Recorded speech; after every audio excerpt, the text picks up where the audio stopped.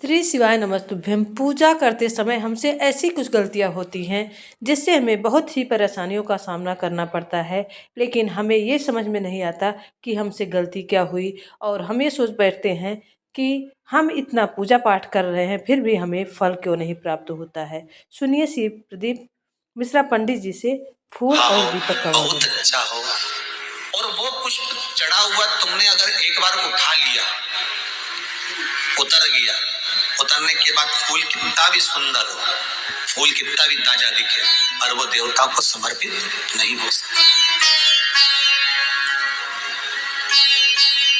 भले उसमें सुंदरता है। ठंड के दिनों में कई फूल ऐसे भी रहते हैं, भगवान के सामने आपने एक बार चढ़ा दिया, चढ़ाने के बाद वो रखे रहते हैं तो ऐसा लगता है कि बिल्कुल ताजे से दिख रहा है। तो कई माताओं की आदत रहती है उन्हीं फूल से वापिस श्रृंगार कर देती, या उन पुष्प की रंगोली बनाकर भगवान के सामने डाल देती, पर वो गलत है, वो गलत है। जिस दिए में बाती लगी हुई है, बाती पूरी जल चुकी है, उसकी राख या उसका काला थोड़ा सा भाग दिए के अंदर रखा है और आपने दूसरी बाती रखकर उसको जला दिया, तो वो जलाया गया जो भाग है लक्ष्मी को क्षीण कर देता है। 15 दिन तक व्यापार ठीक नहीं चल सकता। एक बार प्रैक्टिकल करके देखो। दिए के अंदर अगर कोई बाती जल गई, जलने के बाद ठंडी हो गई, ठंडी होकर उसमें राख पड़ी हुई है, या उसके अंदर कोई काला सा आप गोल बत्ती लगाते तो काला का एक भाग काला काला सा जला हुआ उसके अंदर रह जाता है। कई लोगों की आदत रहती है कि अभी शाम का टाइम तो है, उसको कौन हटाए, उसी में अपन दूसरी बत्ती रख दो, जला दो, उसी में रखकर दूसरी बत्ती जला दो, भाग उसी में पड़ा हुआ है पुराना, और आपने दूसरी बत्ती अगर रखकर जला दी है, व्यापार होगा, व्यवसाय होगा, या फिर घर में रखा हुआ धन होगा, 15 दिन के लिए वो छिन्न होगा, वो जाएगा।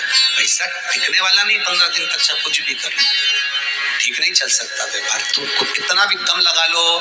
कई लोग कहते भी होंगे कि हमारी दुकान तो 8 दिन तो अच्छी चलती, 8 दिन के बाद नया क्या हो जाता है, 15 दिन अच्छी चलती, 15 दिन के बाद नया जाने क्या हो जाता है। तो उसमें गलती ढूंढो कि हम गलती क्या कर रहे हैं। तो व्यापार तो अच्छा चल रहा है, ग्राहक भी आ रहे हैं, सब कुछ होता है। जब 15 दिन ग्राहक आते हैं तो 15 दिन क्यों नहीं आते, 8 दिन ग्राहक आते हैं तो 8 दिन क्यों नहीं आते, उसके पीछे तुम्हारा कोई कारण होगा। फिर अपनी गलती को ढूंढो कि हमारी गलती क्या हो। तो उसमें आपको वर्णन किया था कि भगवान की बेलपत्री, भगवान का प्रसाद अगर पलंग पर रखा है तो दोषपूर्ण है,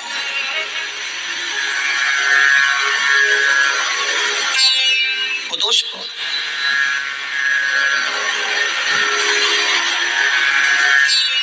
अब बाबा ने पूछ लिया, इंद्र मैंने माला आपको दी थी, वो माला कहाँ है। इंद्र कहते मैंने तो एरावत को दे दी थी। एरावत से पूछा वो कहाँ है, मैंने तो अपनी मस्ती में भेज दी, पांव के नीचे आ रही है। मैं तुझे श्राप देता हूं इंद्र, तो तेरी सत्ता के विमुख होगा।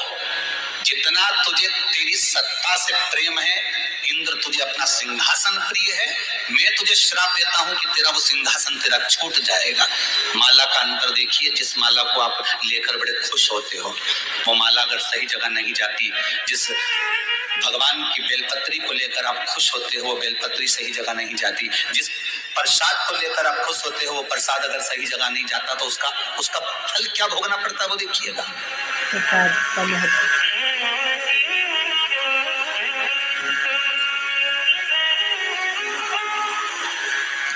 एक कथा आपको सुनाते हैं, वो कथा नहीं है, हमारे जीवन का प्रत्यक्ष उदाहरण है, प्रत्यक्ष उदाहरण।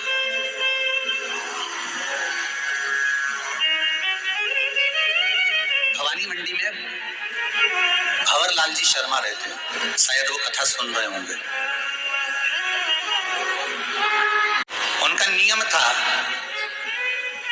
हर महीने वो गोवर्धन नाथ जी की परिक्रमा करने जाते थे, और हमारा भी नियम था, हम गोवर्धन नाथ जी की परिक्रमा हर महीने करने जाते थे। कई बार ऐसा योग बन जाता था कि वो परिक्रमा पे हमारी कोई पहचान नहीं है, हमारी कोई जान नहीं है। ये भंवरलाल जी का नाम हमको तो बाद में मालूम पड़ा कि भवानी मंडी के रहने वाले, वो भी पूछा उनसे, वो भी रो रहे थे तब पूछा गया। ये हकीकत की कथा, ये कोई कथा किसी पुस्तक से नहीं है, ये प्रमाणित।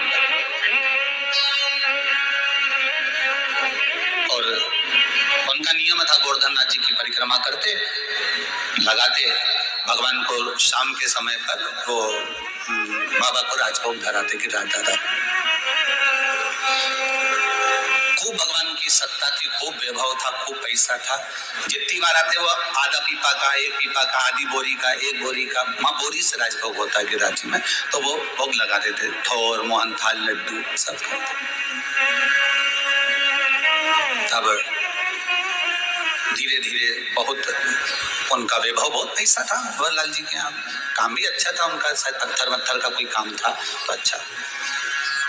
6 महीना 8 महीना लगातार परिक्रमा उन्हें हर महीने करी, हम भी जाते रहे परिक्रमा, हमने भी घड़ी करी।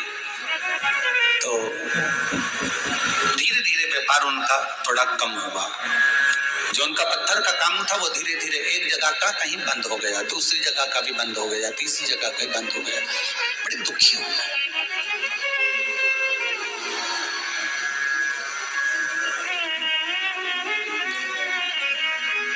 पूंछरी के लोटे के पहले मुकुट शिला थी, उस मुकुट शिला पर हम बैठे हुए थे और ये भैया निकल कर जा रहे थे और आज ये दोनों पति पत्नी की आंख में आंसू भरे हुए थे परिक्रमा करते करते। अब मुख से निकल गया, भैया आप कौन हो, क्यों रो रहे हो? और वो भी गिरिराज दादा की शरण में रो रहे हो।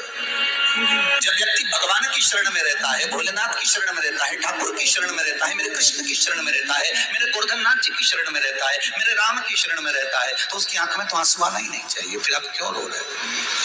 अरे महाराज धोती तो पहने ही थे हम, तो कहा अरे महाराज बहुत पहले की बात है, लगभग हो गए होंगे 8-10 साल, आज याद आई है तो बता दें। अरे महाराज बड़े दुखी हैं, क्या हो गया?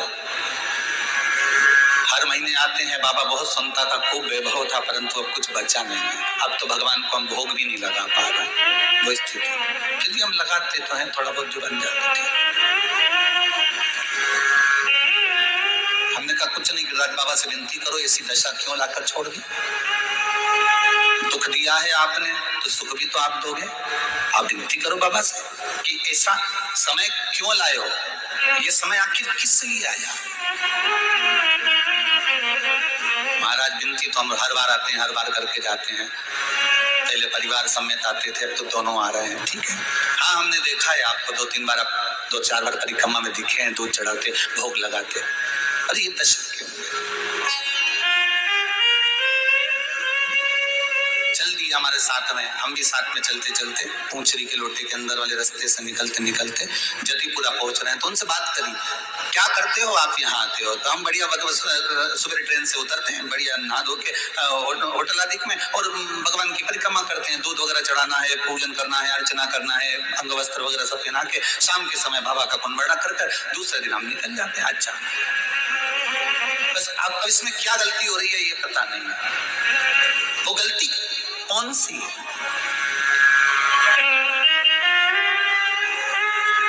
स्कंद पुराण में एक चीज बहुत पहले पड़ी हुई थी, बेलपत्री हो, प्रसाद हो, माला हो, इसका जब अपमान होता है तो व्यक्ति को रोना पड़ता है, ये स्कंद पुराण कहते हैं।